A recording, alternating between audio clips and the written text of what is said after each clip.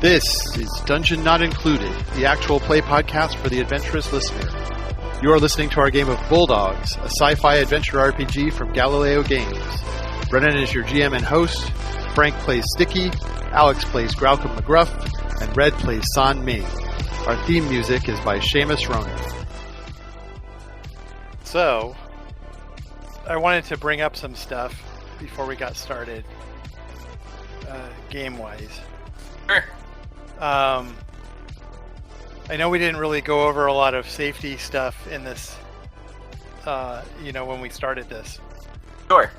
And I realized that mind control might be something that people have a problem with. So, despite me entering that into the storyline without thinking about it, I wanted to check in with everybody. That is a very fair and respectful thing. I appreciate that. I personally am okay with having my character have that as a thing happen to them. I can't speak for everyone, obviously, and there's obviously the aspect of like autonomy to my character, but I don't mind ceding that for plot. Okay. I don't have a problem with mind control in and of itself. I do have a problem with the protagonists utilizing mind control, right? Like, I was Sure. kind of uncomfortable with Rex activating Graucom last time. Like, if a villain does it, like, that's obviously bad and we're trying to undo that, but, like, I feel like Rex doing it is crossing a line for me. So how do you feel about that last scene then? I actually have some... Oh, Mhm. I'm sorry. No, Brett. go ahead. So I've been, unfortunately, listening to our podcast. I don't know why we have to do that. I liked it. It was fun. No, I've been listening to our podcast, and because of the way we produce these and pre-record them and when they come out, we had like a perfect storm of weirdness over the last, by the time you hear this, probably the last 10 episodes. And this is how it happens. Between two different people playing Rex, Tim and Brennan playing Rex, and also stuff that happened right before we transitioned. I think episode 40 or maybe 41 was the episode we transitioned into guest spots. Episode, we had picked up the task once again to try to figure out what's going on with Graucom and to rescue him. And the crew of the White Elephant keeps getting involved in worse. Like, we keep getting in deeper and deeper. Right. All to really just to save a friend. None of it has anything to do with a job or being paid or anything. So in the episode before we go into guest episodes, you'll remember it from the context. Sticky says, like, well, what do I get out of it? I'm putting all my money forward to buy all the medical supplies as a backdrop to cure him. What am I going to get out of it? And he kind of makes a joke about piggyback rides. But at that time, Rex, who was played by Brennan at the time, was like, I'm not your friend. I don't mind killing you for your money. And I remember as a player going, man, that's darker than, like, let's take some perspective on this. Some guy you work with is willing to commit crimes to maybe save you from something that is nebulously illegal. You sign up for the military and bad things happen to you. And then you're threatening that you give me money to get me out of this jam or else. And we've never really addressed where our money comes from. But, like, people joke about Sticks drinking us under the table, but that's never been official. He doesn't have as big an alcohol problem as that. Theoretically, this is his money and his life, right? Definitely. And it's not even a question. Now, it was just a nothing moment. It could have been that Rex was deadpan delivering a joke. But then a few weeks, and I'm only tomorrow we're going to be posting the first guest episode, and listening to that episode, and then knowing how last week resolved with Rex, quote, accidentally triggering Graucom into doing this stuff. Stick is not at all convinced it's an accident. And it's weird. We are in fiction for two reasons. Two different players are playing the same character. And so many weeks go by, we tend to forget things like the fact that it was the same trigger word for both Graucom and Rex, and the fact that we like Stick literally said, "Hey Rex, here's a list of your trigger words so that you don't get triggered." So the fact that he would accidentally, I'm doing air quotes on a podcast, that he would accidentally do that is very suspect. Combined with the fact that it's super icky, which is the reason why this came up, because of what Red just said. I'm really curious about what we're going to do with it. Right now, Stick is like, because we've just murdered security guards. We just killed a bunch of security guards. I don't think we've ever done anything this bad. No, I don't think so either. I think that even when we have killed stuff, it's never been something that's this traceable. Yeah. And also, like, usually when we murder people, it's because, like, they stole, or they were trying to kill us first, or they had kidnapped people, or, you know, like, reasons to justify murdering people in a funny space podcast. And not, you know, they were doing their jobs, and when they turned their backs on us to leave us alone, we killed them. Red and I, at least, I don't know, Red, if you know, I don't know what happened with the Info City job yet. I don't either. In character and out of character, I don't. So, like, if it's bad enough as we suspected it would be, that gives them even more reason to stop us, make it even more suspect that Graucom killed those people and that Rex, you know, wanted to. But all of this is in the backdrop of, you know, Alex not being able to control Graucom necessarily at that moment. And this kind of we played to find out where we were. We ended up being in a much worse situation because it was just a bunch of things. Tim didn't necessarily intend this, although he definitely hates things going smoothly. Tim, you're the man. Yes, he definitely does hate that. So I think and Brennan Tim didn't like was like a good Bulldogs player, and I don't want to like say like, oh, I'm mad at Tim for playing Rex the way he did. That's not what I'm saying. What I'm saying is the specific choice to have Rex activate Graucom, intentionally or not, icks me out, and I don't like it. The one thing I will say about a whole Tim, other layer on this, because it's not just about what do we do for the story, but it's also the ickiness. Sorry, go on. No, I was gonna say I agree. Like Tim overall, great player. I learned so much about this game playing with him, and the fact that like when you listen to these episodes, there is a lot of drama in it, and so much of it is off of Tim just purposely causing it to get fate points. Like, yeah. So he did a very good job. And yeah, I don't want to take a moment to compliment other play styles. Morgan willingness to play along is amazing, and was definitely the oil that we needed to make sure that the shows actually get up. And Jerry, the fun thing about Jerry, and this is another side of the same thing we're talking about, because of connection issues, because of time zone issues, like Stick was much meaner to Zagog than he would have been. He wasn't going to just ditch him and not pay him, but it ended up happening because Jerry didn't come on a call in time. And that's why it ended up with Zagog being without a hand, floating in space, possibly dead. The best moment with Jerry was him signing on a half hour late to the podcast at the exact moment where we needed a distraction. That was the best moment. That was the best moment. So I guess back to Brennan's original question is, what do we do with this, especially in terms of the icky? Do we play with it at all because of the ickiness, or do we just say, do some hand wavium and just sort of like fix it? I'm okay. I'll be blunt.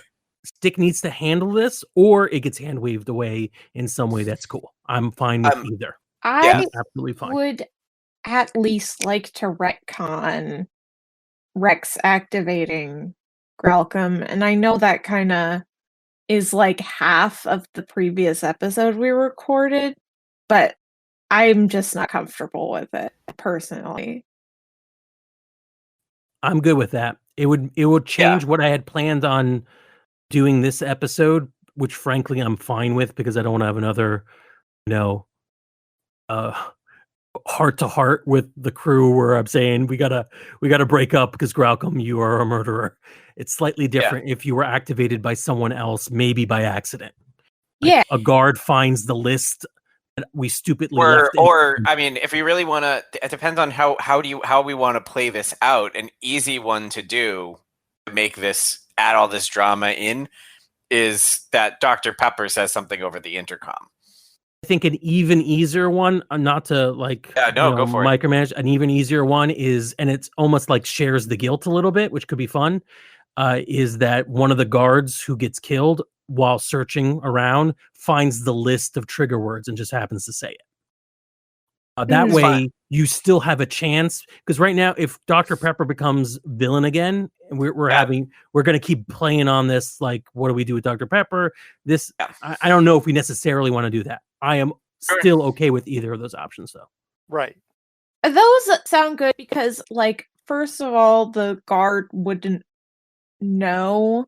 So it's like not like an icky thing that a good person is supposed to be intentionally doing. And it's also like if it were Dr. Pepper, like we know she's an evil bastard who does this kind of thing already. We can deal with that. So I'm okay with either of those solutions. Yeah, so I'm okay with either of those being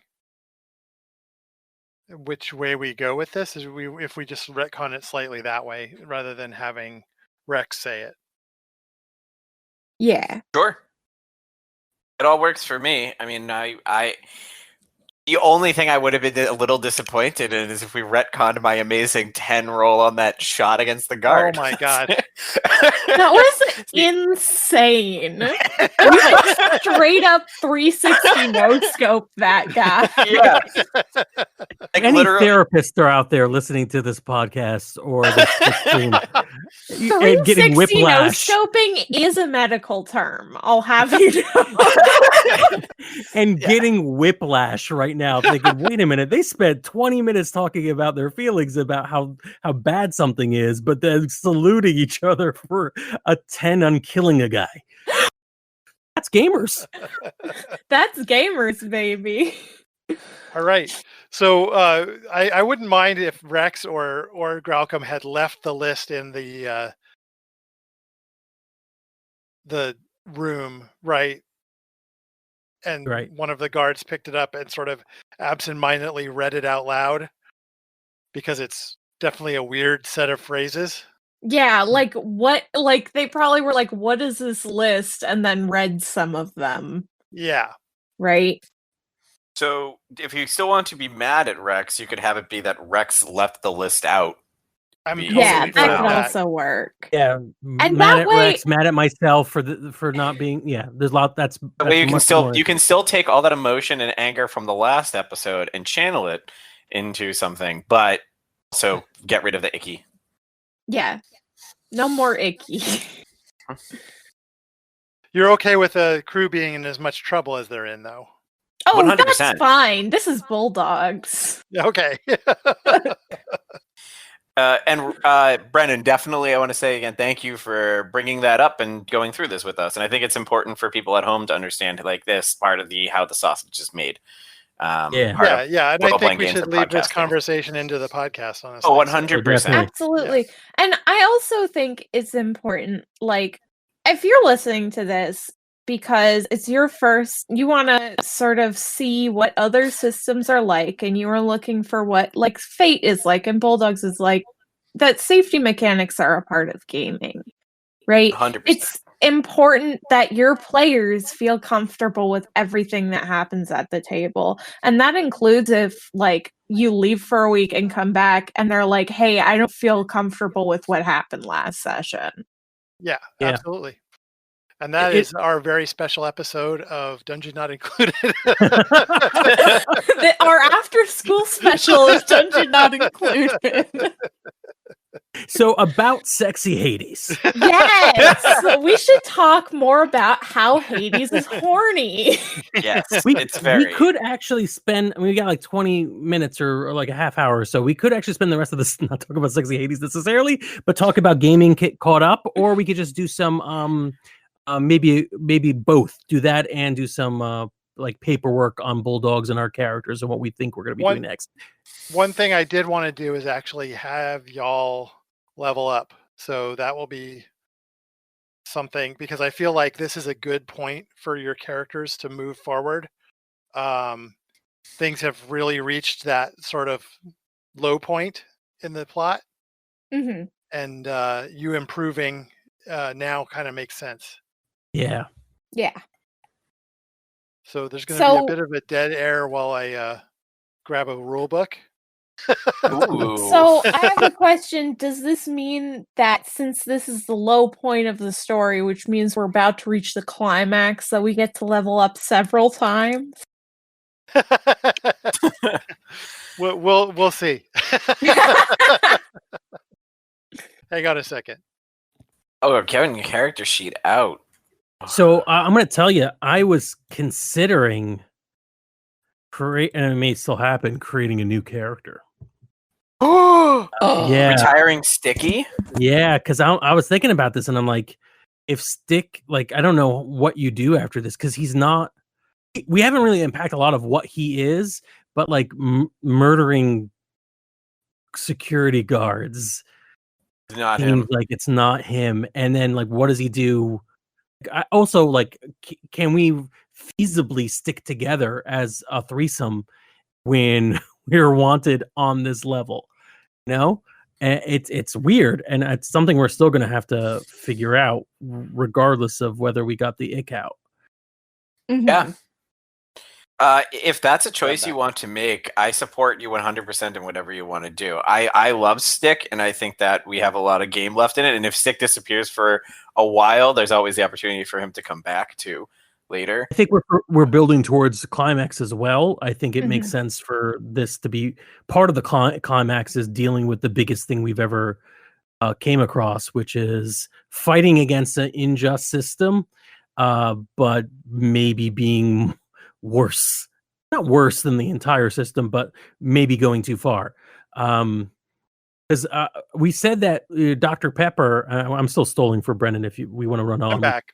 Okay. Yeah. Just last thing is, I think we said that Dr. Pepper was, a bad person, and that's almost 100% true. But this could also be the time we see Dr. Pepper going, I never even thought about it being used this way to kill. Like, it's one thing to blank out soldiers so they don't know what they're doing in battle. It's still horrible, but you can imagine someone justifying it as being less horrible than making soldiers go into battle and leave with PTSD. So there's like a lot of places this can go, including ones where we're absolutely the bad guys. Right. All right. So, and this might be, I don't know if this is a too real a conversation to have about this podcast to have it live, or if this is something maybe I'm not, I don't know. When you talk about we're at the climax of this thing, are you talking the climax of this arc that we're on, or the climax of how you feel the entire Bulldogs run is? And are you talking about like starting a new game when this is over?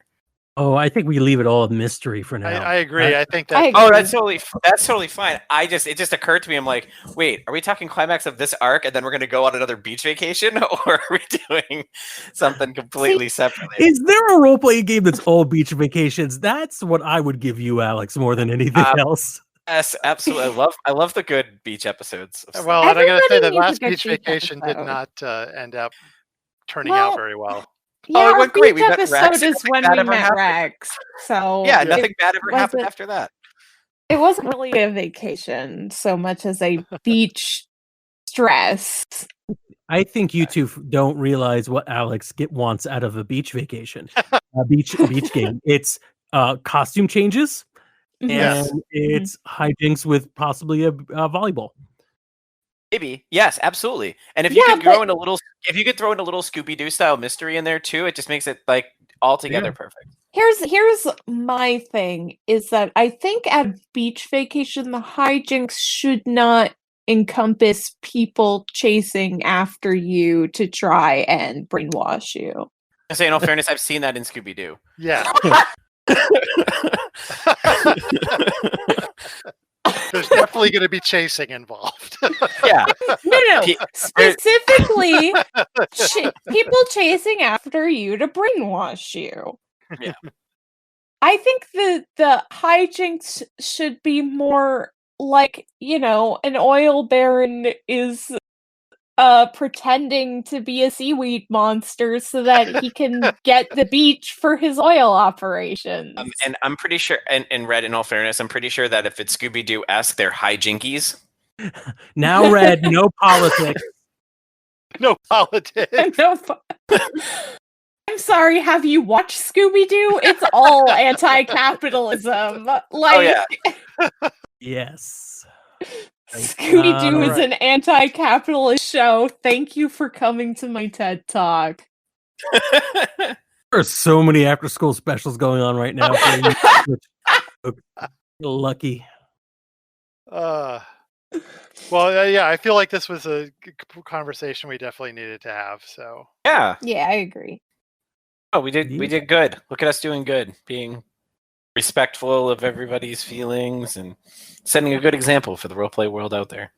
So, I think we need to do an anti-drug PSA now since we're doing after-school specials. Mm-hmm. Yeah, absolutely. There's what's the equivalent of what's Bulldog's like space drug? There's got to be a good one. What's the Bulldog space drug, Brennan? Well, the last podcast I did, they were running NIP for Rigilians. That's right. That was actually we were running NIP in the first episode you and I ever played on One Shot. That's right. Yeah, that was One Shot. Yep.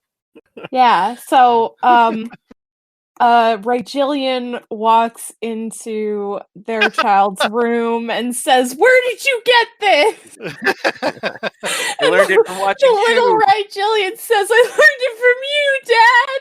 I learned it by watching you." Yep. I know you 100%. learned how to play Bulldogs by watching us on Twitch every Monday at 7 when you remember to turn it on. There you go.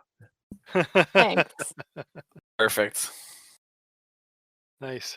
So, is there more that we want to cover today, or are we in good shape? I think we're good. I think this is good for. I know it's not. It's sort of like a break episode, but I think that was an important conversation, and I think it's good to air it as an episode. Oh, 100%. I think so too. Very cool. I like it. So, are we gonna stop broadcasting? Yeah, let's do that. All right, folks. We love you, but in the good. And remember, don't do NIP. Oh, yes. NIP is bad. That's nip. Let's nip. Everybody sign your dare pledge on the Twitch channel right now. And if anybody out there is listening to this and anyone can draw, please draw Grelcom as Scruff McGruff, the crime dog, and have it say, "Let's nip." That would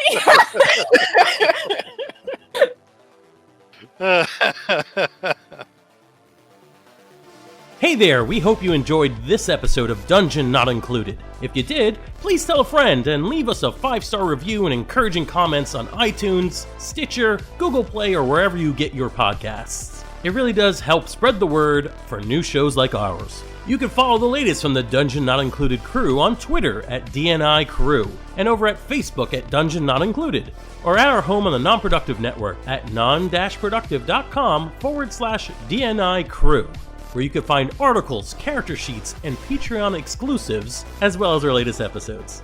Thanks!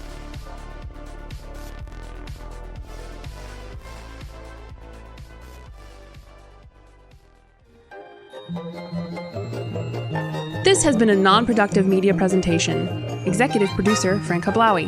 This program and many others like it on the Non-Productive Network is distributed under a Creative Commons Attribution Non-Commercial No Derivatives license. Please share it, but ask before trying to change it or sell it. For more information, visit non-productive.com.